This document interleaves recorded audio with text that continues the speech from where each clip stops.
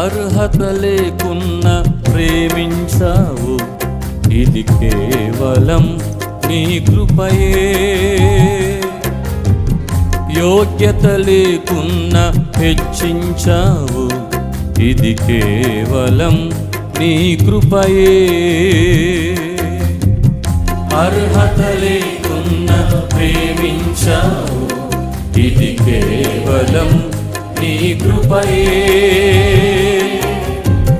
యోగ్యత లేకున్నా హెచ్చించావు, ఇది కేవలం నీ కృపయే. కృపయే కృపయే